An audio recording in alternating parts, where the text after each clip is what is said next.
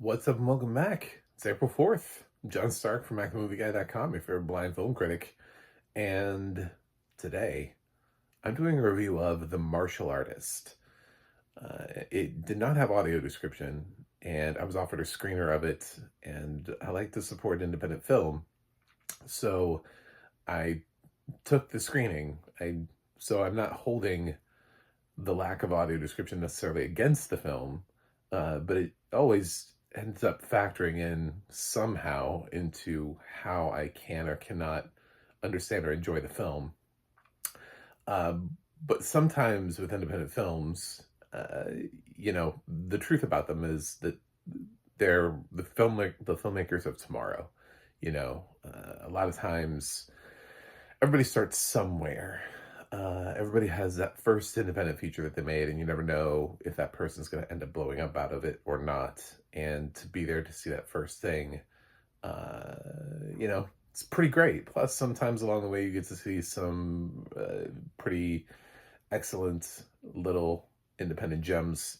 Some of my favorite films last year were independent. The People's Joker. I didn't have audio description and really enjoyed that.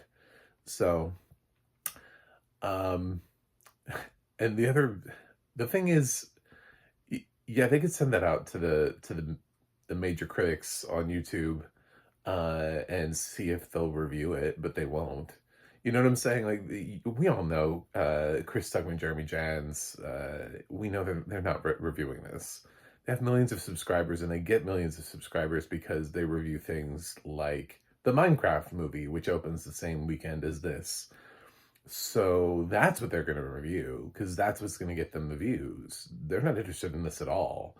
Even Chris, who's down to reviewing just films that he likes, I don't think he'd review this, um, even if he did like it. So, because good luck getting 500,000 people to watch this review for a film that has stars that aren't necessarily recognizable to a broader audience. And I don't know how many theaters this thing is going into or how big of a social media imprint it has. I haven't really seen any promotion for it other than the fact that I got a screener to it and I'm helping promote the movie's existence by putting the video out. So uh, I feel like I have to. Hollywood has a way of overinflating budgets for films like Snow White and The Electric State, which, by the way, had like a combined total budget of about 600 million spent between the two of them, which is absolutely insane. When you think about that, you could make 600 of these movies for the price of two of those. And those movies haven't really registered well with audiences, critics, or anybody. Like, so maybe it's better to make 600 little films so that way, uh, if they flop, then it hurts less. But if they end up succeeding, then you've got yourself a breakaway independent hit like My Big Fat Greek Wedding or um, you know Paranormal Activity or something like that that cost like next to nothing to make and then ended up making a ton of money in return. So, I mean, there's a lot of upside to talking about films like The Martial Artist, and it's not the only independent film that I've talked about this year in terms of review time. Like some documentaries I've already touched on, like Trinity and Without Arrows, or films like Renner and Clone Cops. So I don't mind doing these. But I found myself in a position where you don't know this, but I've already recorded this review once. And I think part of that, I didn't like it because I didn't like how I reviewed it because I felt like I was catering to the idea that I'd been given a screener and like, oh, please don't not give me screeners again. I must give you a good review in order to continue that idea. And I think about how many times people do that when they're uncertain in the beginning. I haven't been getting screeners for a long time. I don't have nearly the following. I've noticed that when I ask for audio description, a couple people have just never responded, they're like, no, no. So, um, I, but I have to be able to talk about stuff and talk about film and talk about audio description, talk about why it's important. But at the same time, I have to figure out a way how to stay in the game. So with The Martial Artist, what I will say is it's a story about an MMA fighter who feels like he's maybe a legend in his own mind, and even the IMDb plot summary suggests that his biggest uh, enemy may be himself. So he uh, might be offered the opportunity to go to the next level as a fighter, and we deal with sort of his family's opinions about that. Also, just his family history and some backstory surrounding his father, and him having to make a trip to the country from whence his parents came, or his father came at least, and uh, trying to connect the dots and train for this opportunity and battle all of his inner demons. And it smartly, as a low budget film, doesn't spend a ton of money on stunts and action sequences. It spends it on character building. So a lot of this is based on the actors. It reminded me a lot of a film I liked in 2024 called Day of the Fight, which focused a lot on the build up to the fight and not so much on the fight itself, or training montages. We get a lot of those in films too, all the time, you know.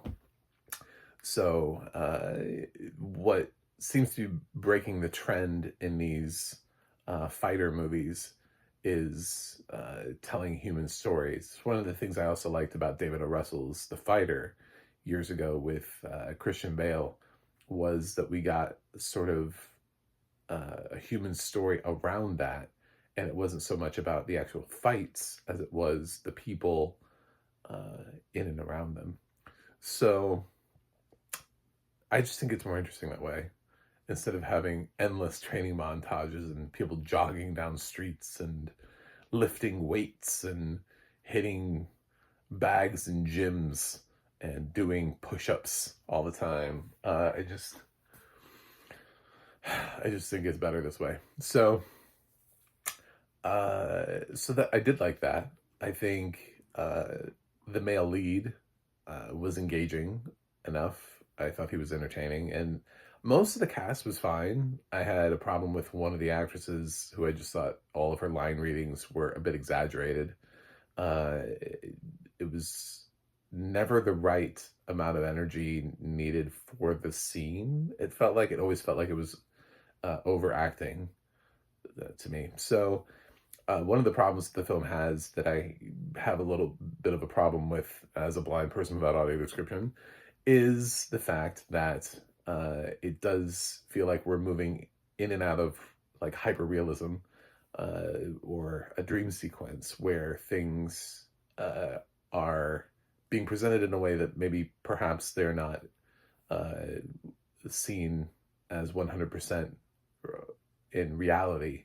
But when you slip into a state, Scott Pilgrim sort of uses this a little bit whenever Scott's ready to fight.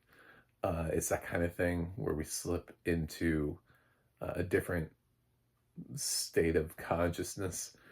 So to give an example of something where it's not a dream sequence, because I could also just say dream sequence and you would be like, oh yeah, I know what that is.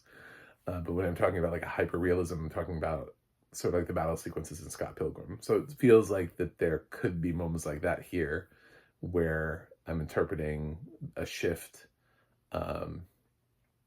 in tonality. And yes, there's that. I didn't like the score. That was hard for me. I didn't like the score, and I also didn't like the ADR. I thought a lot of the sound effects felt like buttons to me. They felt like somebody pushed a button on on a sound effect. There was like a crowd noise that felt like it was a sound effect and not an actual crowd. The slaps didn't sound like slaps at all. They didn't sound like it was skin hitting skin. I think those were slaps. I don't really know, but true, because I couldn't see them happen. But I think that's what they were. I mean, they were in context of scenes in which there would be slaps. So I don't know what else that could have been. Um,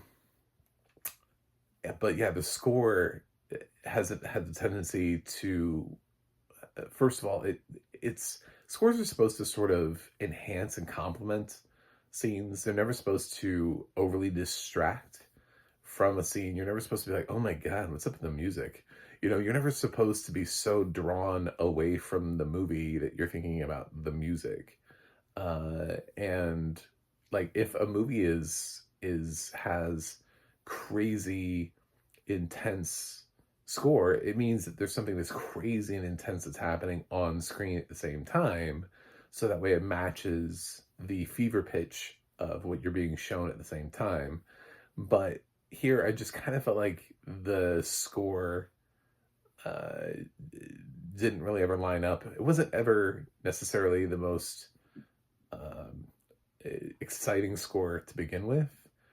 It doesn't really have a unifying theme. It doesn't feel like you could put this on and listen to the score and be like, wow, that's the score of the martial artist. It just kind of feels like they found music. Um, and at some points, it's a little bit louder or more than it needs to be. It feels like it's taking away from scenes. I've also had a similar complaint like this. There's a happy medium. So I've reviewed other independent films where they haven't paid for music, or they haven't had music, or the music that they have is almost like, feels like it's just like a violin tremolo, just like on one note, where it's just like almost like a humming, you know, so that way they have that in the background. So that there's like some sort of background noise, like they couldn't pay for a score.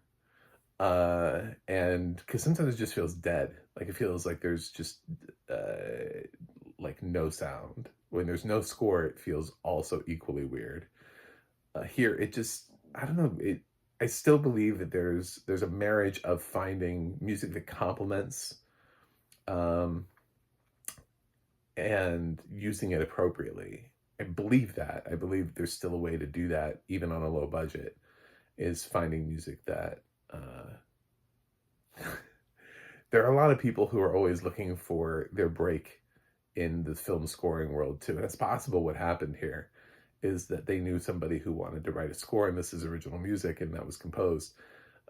When I was in film school, I was in a production class, and I had to make a 3-minute short film as an experiment, and as part of a team too, not even like individually. We just had to produce a 3-minute short, and I was able to. I had a friend who wanted to make, who was interested in writing original music, so I had an original score. My film was the only film with a score, a 3-minute short film.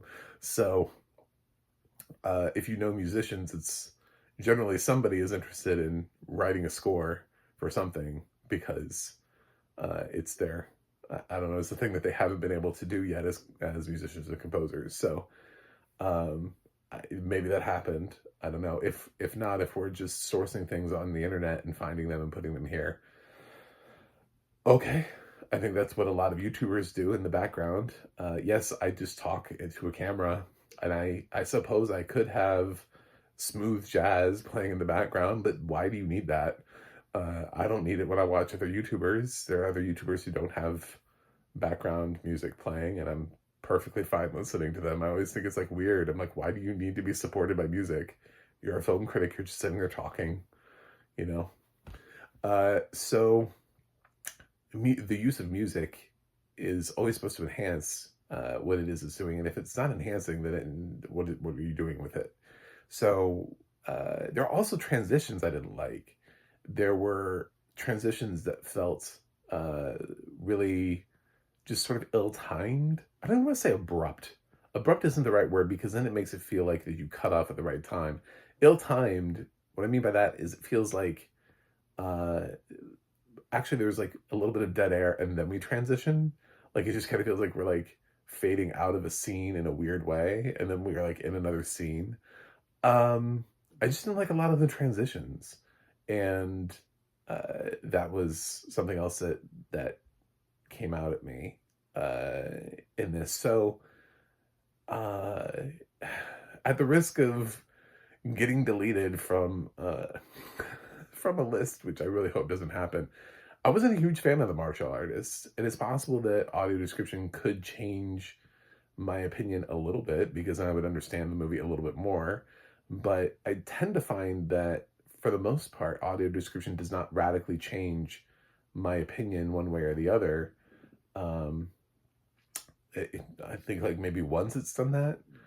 Most of the times it just changes it maybe like up or down a letter grade. So usually when I have a feeling about a range of a grade that I would give a movie, it goes up and down from there. The problem is I'm not going to give a grade for this because, again, there are chunks of this movie I can't follow or understand. It is a film called The Martial Artist.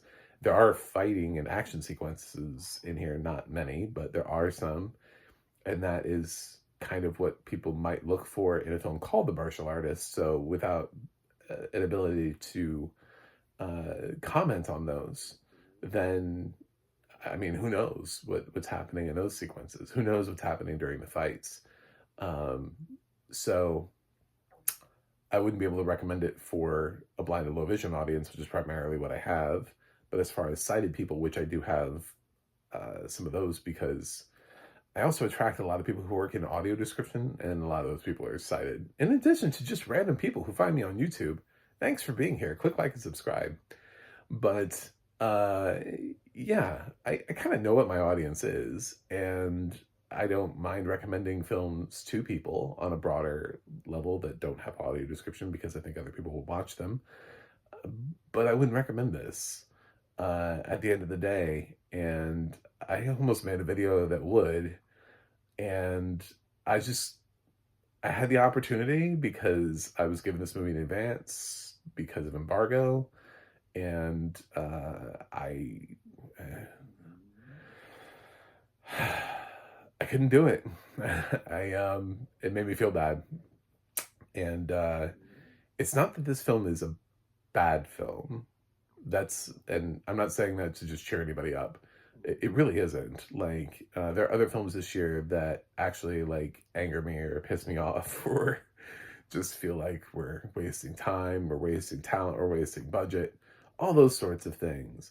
This just feels like not enough. It's just not close enough to me to feel like uh, to tell you to take the time to veer left, and go watch this independent film for a minute and seek this film out when it lands in it, if it does land in a theater near you, or when it lands on video on demand, or when it eventually goes to Tubi, where a lot of films like this end up going.